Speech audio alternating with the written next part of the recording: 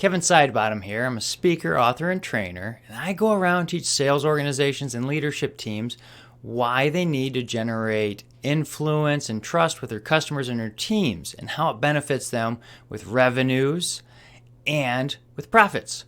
Today, let's talk about you and your budget. Specifically, what information we need when we're creating a budget. Now, the reason why I say this, and I'm a sales guy teaching about budgets, is because no matter what we do, whether we're in sales or leadership or whatever it is we have for an occupation, we need to be following a budget. That's right. We can have budgets for our business, budgets for our family.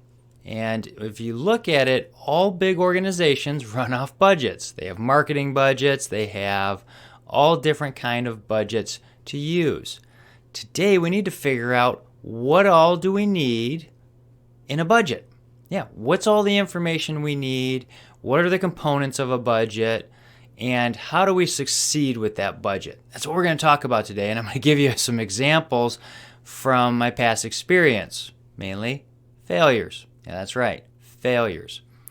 So if you haven't already done so, I highly recommend you, especially if you're doing a budget or thinking about doing a budget for your personal well-being, take Financial Peace University. It's hosted by Dave Ramsey's team from Ramsey's Solution, and you can typically find a class near you. The reason I say that is not because I get any money, because I don't, but I've led about 5 of these just to volunteer because it works so well. And it gives you more tools than just what the budget does. I mean, it goes from everything from why you need different kinds of insurance to help secure yourself, how to invest properly. I mean, this is like the best money you'll ever spend. And typically it's about $100 for you to go and do. And you can do it online, but I can tell you if you do it with a group of people and you guys can actually do a debrief, and I'll get to that in a little bit of why a debrief is actually very important. It actually helps you grow and stay motivated more, okay?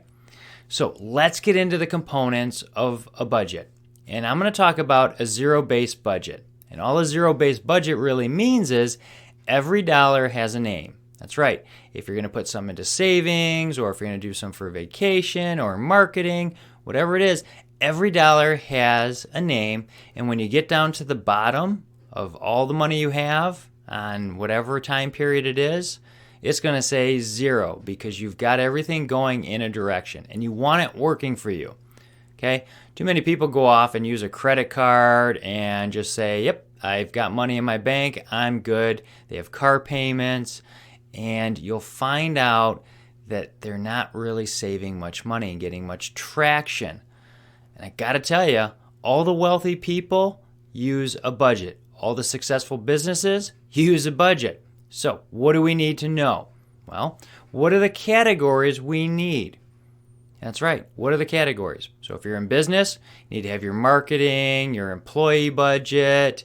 If you guys are going to do any trainings, all these things, just list them all out on a piece of paper and just see which ones we actually need. Now for a home budget, we have clothing, we have food, we have utilities, we have fuel for our vehicles, gotta pay off our mortgage and any kind of insurances, and then like vacations and kid clothing funds and all the activities you want to do. List them all out. We need to make sure that we're listing everything out that we can think of. And you might later be able to group a few things together. I mean, our hair constantly grows, so unless you're going to be bald or just shave it down really short, you're going to have to budget even for hair, okay? Now, we put all that together, and we list it all out, and then we're going to put a dollar value by that. Well, how do we figure that out? Well, the easiest way is to go back through your bank statements. That's right, or your credit card statements. They'll be showing you exactly what you use and how much you spend out there. I know like Discover and American Express, all these guys have all your stuff bucketed out into different things that you use. Like if it's fuel or if it's oil changes, they have stuff all broken out for you. So it's really easy for you to kind of start figuring it all out. You can literally go line by line in your budgets as well. But in your first couple budgets, probably for like the first 3 months, you're going to be making a lot of changes anyways. So start with just kind of the generalities of what you think, and then you're going to go about and you're just going to kind of shore it all up to where you get it right in pretty tight.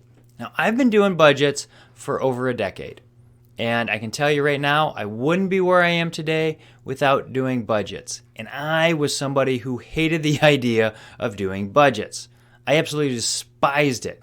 So I had to go and apply this and make it a behavior. And I can tell you right now, the only debt I have right now is a mortgage on the house that I'll probably have paid off in the next few years. That's right. That's it. And once I have that paid off, man, there ain't no stopping me at that point. I can take that money and make it invest into whatever I want it to go to and just generate more and more wealth. And then if a downturn happens, well, all I got to do is pay insurance and utilities, and I'm fine. So I'm not over leveraged. And that's the big thing, is most people are so over leveraged, if they lose a job and they don't have an emergency fund, which is another line item you need to be putting money into to keep yourself safe. But if they don't have an emergency fund, well, they go bankrupt and you get really scared really quick. That's a lot where you see a lot of the looters and stuff because they don't have money and they got to find a way to generate money fast. Well, when an emergency happens and you have this fund, you can actually breathe a little bit better. And when you don't have a car payment and all this other stuff, if you don't have all these things that are leveraging you, you have a lot more freedom and you can go, okay, well, let's shore up our budget a little bit and move forward. I mean, during the pandemic, I had to shore up my budget a little bit. I had to make changes, and we were still able to live comfortably. We didn't go without food and water, and we moved forward, still in a downturn. So go list out everything that you spend money on, and I gotta warn you, right now, if you go in and look at your monthly bills as far as your credit cards, you're probably gonna notice that you eat out probably too much. You go on too many vacations, and I know everybody's like, well, you got to live your life to the fullest, but come on. Do you really need to go on all of these expensive excursions? Do you have to do everything? I know tons of people who have had a great time on vacations, and they haven't spent all that much money, okay? And we don't need to be posting on social media to impress people we don't like, because at the end of the day, they don't really care anyways, okay? So list out everything you have, and then start putting your dollars to it, okay? That way we're going to actually see how much we're spending, and you're probably going to realize, wow, I might be spending more than I'm taking in.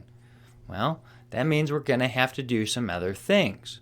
I still run off of cash envelopes with me and my wife, and we have a bunch of them. Kids' extracurriculars, kids' clothing, haircuts, clothing for us, going out to eat. We have funds for that, grocery shopping.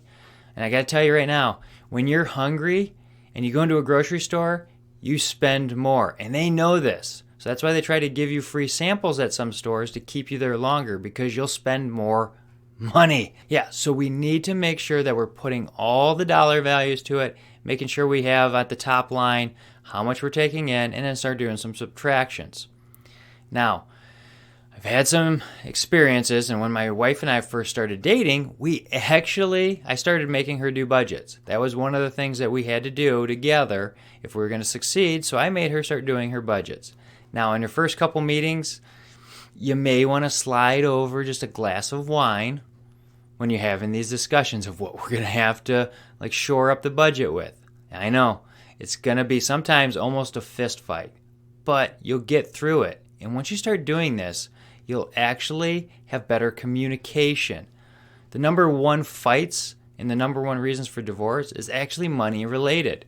So if we get this one down, we're on the road to success, okay? So if you have questions about this, feel free to reach out. This is kind of a passion project of mine about budgeting. Definitely go look up Financial Peace University from Ramsey Solutions, because it's going to help you guys no matter what. And I can give you an Excel spreadsheet if you'd like. Just got to reach out to me, and it will give you all the line items so you can populate it. And then if you're going to do envelopes, it actually pulls the money over into the other thing so you can do some checks. Okay? All right. If you have any questions, feel free to reach out. If you like this video and it's helpful, hit like, share, subscribe. Get it out to somebody else who might find value in it. That's why I do these videos. Okay? We'll see you next time.